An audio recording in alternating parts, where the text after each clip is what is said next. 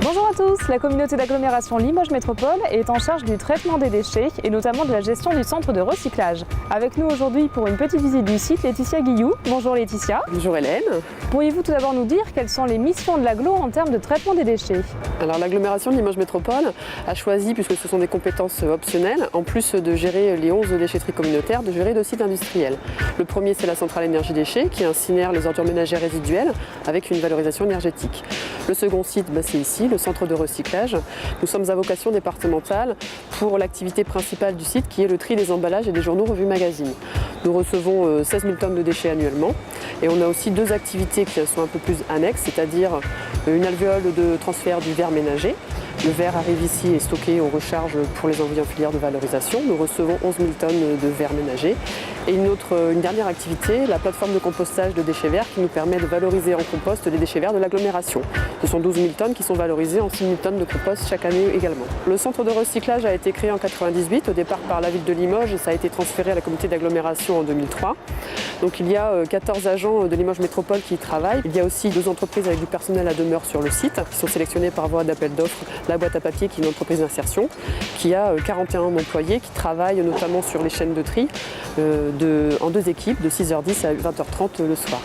Et également 3 personnes qui sont en charge de l'entretien du site de l'entreprise ENMI. C'est un site qui est également certifié en termes de sécurité santé au travail, puisque nous avons tenu le référentiel OHS 18001 depuis août 2006, et également en ISO 14001 pour tout ce qui est maîtrise des nuisances vis-à-vis de l'environnement. Depuis peu, nous sommes également certifiés en ISO 9001 pour la qualité et pour la satisfaction des clients. Donc ici, chacun a un rôle à jouer. Tous les ans, nous devons faire de l'amélioration continue en termes de bonnes pratiques. Nous sommes sur la première étape de traitement. Effectivement, donc après la double pesée des camions, donc les camions vont vider leurs déchets et un opérateur est chargé de vérifier visuellement que la collecte est bonne et de charger la trémie d'alimentation pour alimenter les chaînes de tri. Les déchets vont être dans un premier temps séparés mécaniquement par 2 équipements pour permettre de séparer tout ce qui est les corps plats, donc les papiers cartons, des corps creux, les flaconnages et les bouteilles de conserve. Et ensuite sont affinés en cabine par matière en fait. Les matières vont tomber dans les box, juste en dessous de nous. Pour rappel, donc, quels sont les déchets qu'il faut mettre dans le bac de recyclage? Alors tout ce qui est emballage et les journaux revues magazines. On entend par emballage plastique tout ce qui est flaconnage, donc les bouteilles d'eau, les bouteilles de lait, les bouteilles aussi de lessive et de shampoing, tout ce qui est les boîtes de conserve et les canettes aluminium par exemple. Et qu'est-ce qu'il ne faut absolument pas mettre dans ce bac-là et qui peut être ensuite gênant donc dans cette phase de tri? Alors il y a 2 choses, tout ce qui est les encombrants, on compte des filières spécifiques de tri, notamment tout ce qui est donc les ordures ménagères, les encombrants ou le textile.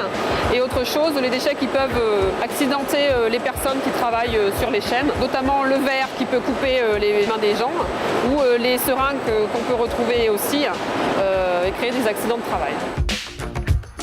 Alors la dernière étape, Hélène, c'est une fois que les matériaux ont été affinés en cabine et tombent dans des box, un opérateur va pousser les déchets pour alimenter notre presse à balles et fabriquer ces balles de différentes matières recyclées pour être mis en filière de valorisation.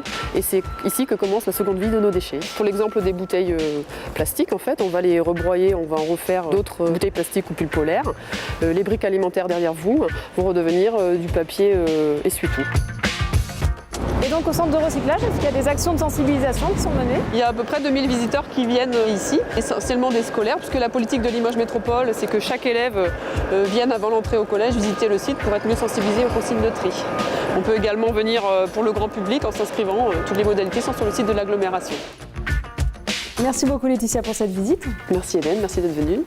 Vous pourrez retrouver donc toutes les informations nécessaires sur le site de l'agglo et en attendant, je vous dis à très bientôt.